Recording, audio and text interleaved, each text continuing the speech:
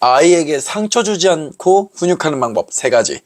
먼저 아이를 훈육하기 전에 교육자는 아이에게 훈육을 하는 것인지 혹은 화를 내는 것인지 정확하게 인지를 하고 훈육을 하셔야 합니다. 교육자도 사람인지라 훈육을 하면서도 가슴속에 화가 끓어오르는 경우가 많습니다. 훈육이라는 단어의 자체가 규칙에 따라 행동하도록 훈육하는 것으로 정의가 되어 있습니다. 만약 아이를 훈육하는 과정에서 화가 들어가게 된다면 아이는 마음의 상처와 스트레스를 받으면서 부모님이 나를 싫어하는구나 라고 잘못된 방향으로 나아갈 수 있습니다. 저도 도장에서 아이를 교육하다 보면 울거나 들어눕는 경우가 있습니다. 이럴 때는 연령마다 아이마다 훈육법은 있겠지만 저는 아이에게 이렇게 교육을 합니다. 첫 번째, 눈을 보고 얘기를 합니다. 만약 아이가 지속적으로 운다면 저는 아이가 다 울 때까지 기다립니다.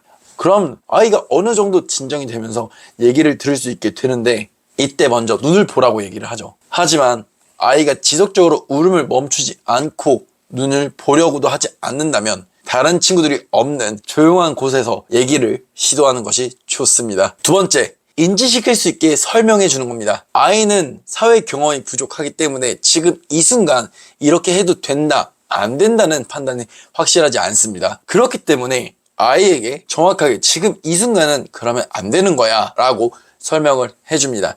단 설명한다고는 하지만 길게 설명하는 것이 아니라 짧고 쉽게 아이를 이해시키는 것이 중요합니다. 세 번째, 마음 약해지지 않기. 훈육을 하다 보면 아이의 눈을 보는 순간 마음이 약해지는 경우가 있습니다. 그러다 보니 얘기를 끝까지 마무리하지 못하고 얼렁뚱땅 넘어가는 경우들이 있죠. 하지만 처음에 왜 훈육을 시작했는지 다시 생각해 보면 정말 중요한 순간이라는 것을 다시 알게 될 겁니다. 훈육을 할 때는 정확하게 이런 상황에서는 조심해야 해.